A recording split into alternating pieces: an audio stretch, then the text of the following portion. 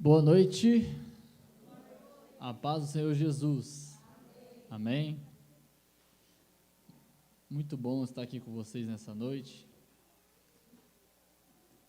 e é muito bom a gente poder louvar o nome do Senhor, afinal nós cantamos, viemos para adorá-lo, né? Viemos para cantar, mas também viemos para ouvi-lo, né? Aquilo que Ele tem a falar nos nossos corações.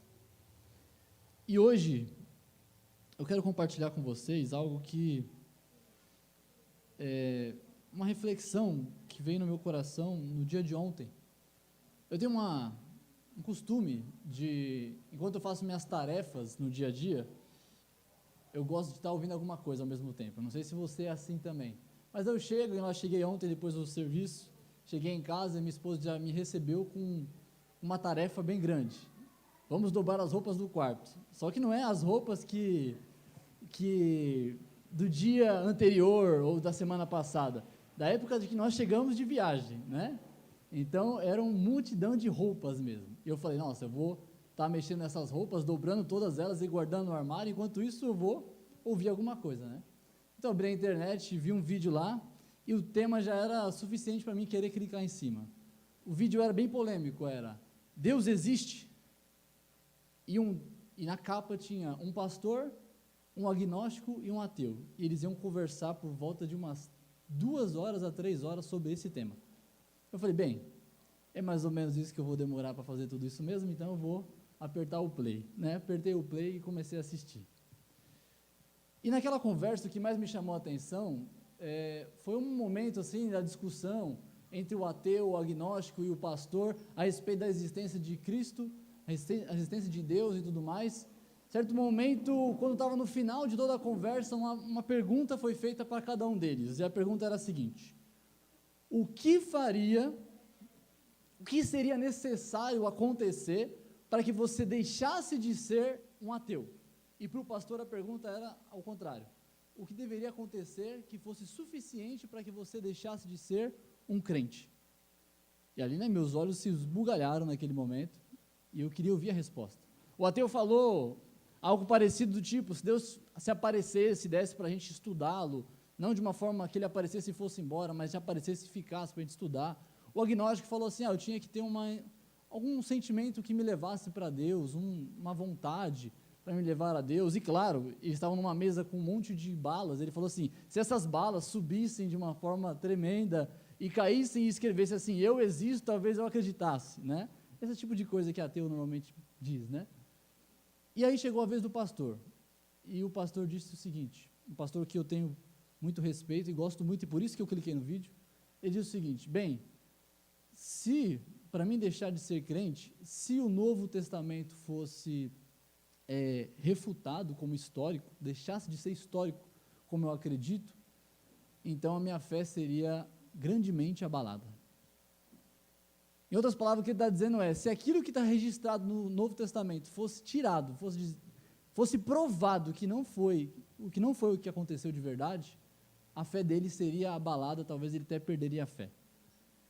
E naquele momento que ele deu aquela resposta, a primeiro momento eu até concordei, eu falei, é verdade, mas depois eu parei para pensar, mas espera aí, será que a nossa fé, ela está tão restrita a ser provada, ou então a ser ratificada como verdadeira por sistemas científicos, históricos, que validem a nossa fé? Será que a nossa fé, como é o tema que nós estamos tratando esse mês, será que a nossa fé, ela está sujeita a esse tipo de validação? Que precisa desse tipo de coisa? Porque, na verdade, nós estamos vivendo um momento onde as provas estão a nosso favor. Isso é verdade.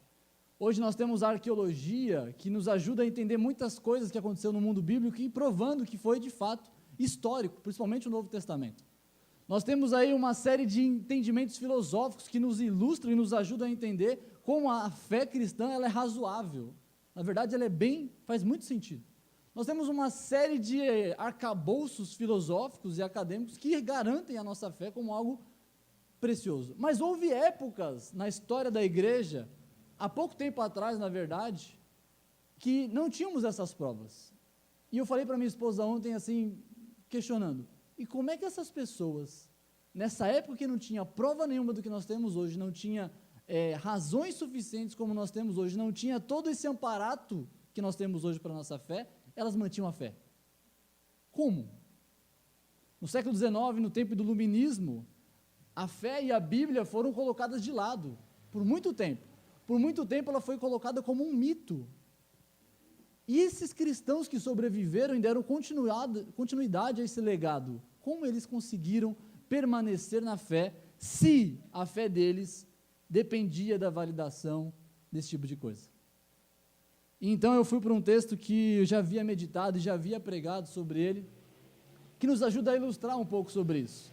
Porque muitas vezes nós temos na nossa mentalidade, e eu vi um pouco disso nesse debate que eu falei para vocês no vídeo de ontem, que a fé é um ponto fraco do cristão.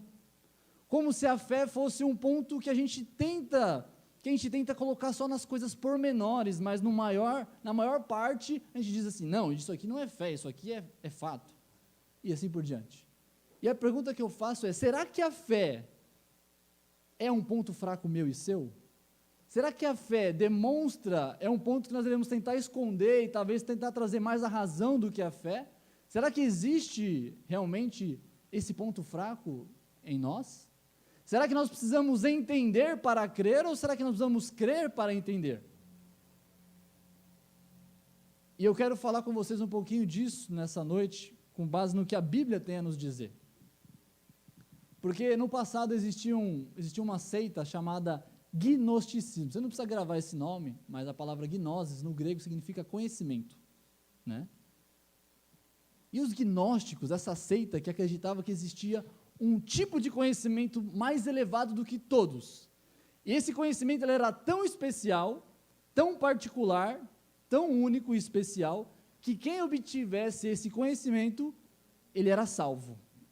E ele era levado a uma dimensão acima da dimensão física. E aí ele poderia viver uma vida com pensamentos e uma vida mais elevada. Essa era uma ideia que entrou no meio da igreja por muito tempo.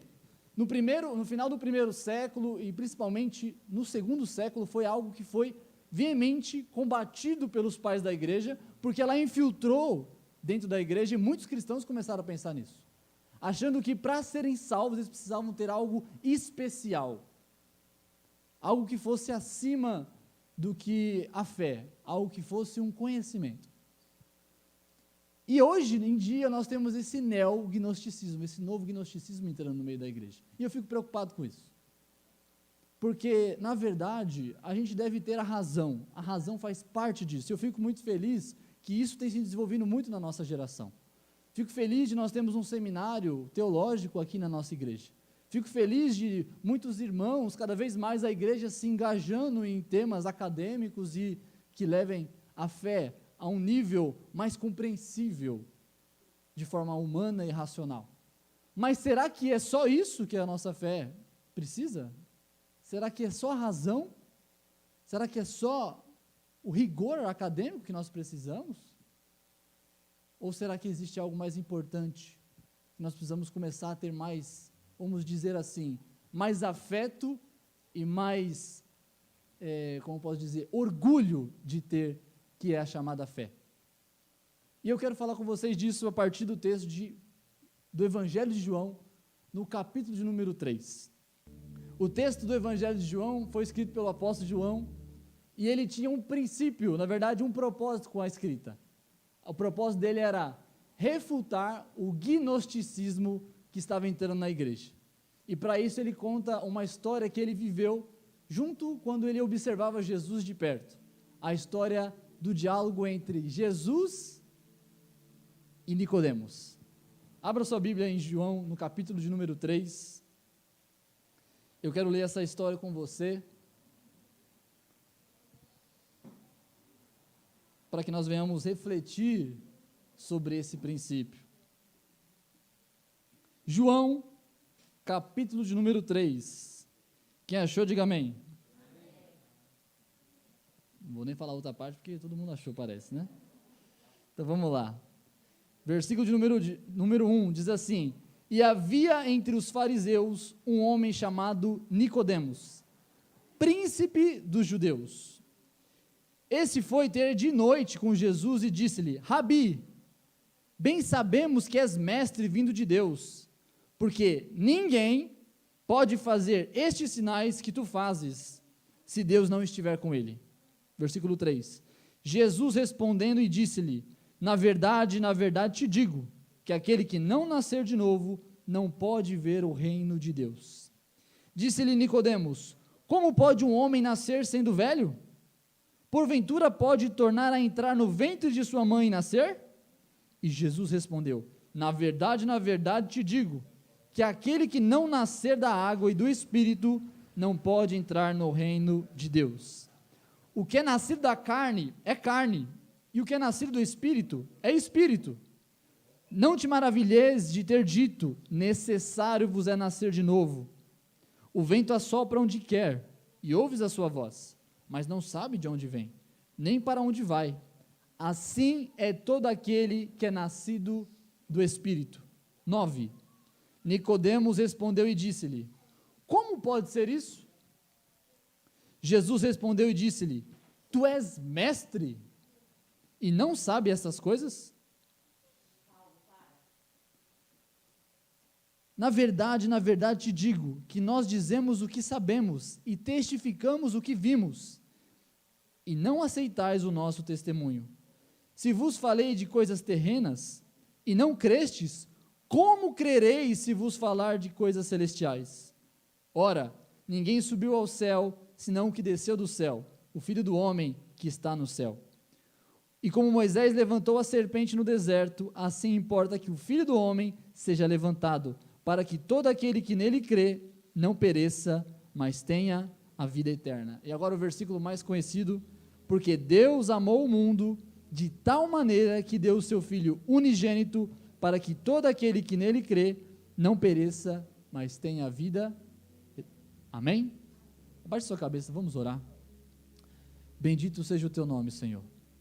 Te agradeço por esse momento que o Senhor fala conosco através da tua palavra. Te agradeço por esse momento onde o Senhor fala com a tua igreja. Pedimos, Senhor, esclarece-nos, Senhor, o teu texto. Esclarece-nos, Senhor, a tua palavra. Esclarece-nos, Senhor, para que possamos sair daqui edificados, com orgulho, Senhor, da nossa fé, com alegria da nossa fé, com regozijo da nossa fé em Ti, no nome de Jesus. Eu te peço isso, nos ajuda, no nome de Jesus. Amém. Glória a Deus. Queridos, o texto começa da seguinte forma: Nicodemos indo procurar Jesus. Ele procura Jesus à noite, talvez no momento onde ninguém o pudesse ver, para que ele não fosse envergonhado. Ele era um judeu, e ele não era só um judeu, ele era um fariseu. E o texto vai dizer assim que ele era um dos principais dos judeus. Alguém que estava ali e comandava. Como o próprio Jesus disse, ele era um mestre, alguém que ensinava dia após dia. Alguém que tinha o seu intelecto iluminado, vamos dizer assim. E ele chega até Jesus e fala algo interessante. Ele observa em Jesus uma evidência muito clara. Ele vê Jesus no seu dia a dia, vê os milagres de Jesus no dia a dia, ele vê que existe algo diferente do natural, existe algo sobrenatural nas ações de Jesus. Afinal, quem pode curar alguém do nada? Afinal, quem pode dar vista aos cegos simplesmente com uma palavra? Afinal, quem pode fazer um coxo andar? Somente alguém que age através do poder de Deus. Então Nicodemos chega para Jesus à noite e diz para ele o seguinte: mestre, bem sei que tu és da parte de Deus, que tu foste enviado de Deus, porque existe uma evidência.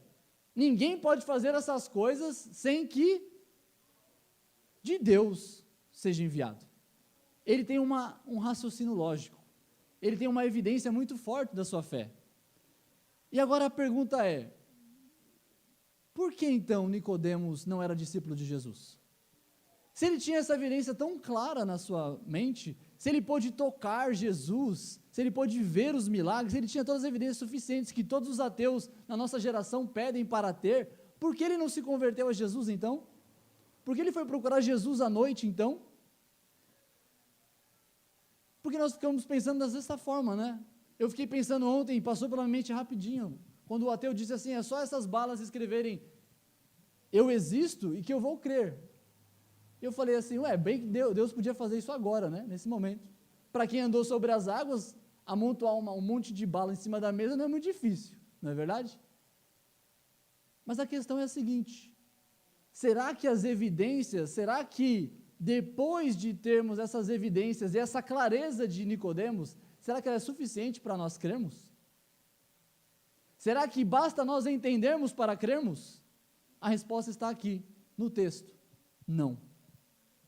Não basta nós entendermos, não basta ser inteligível, não basta ser suficientemente explicado. Não é suficiente.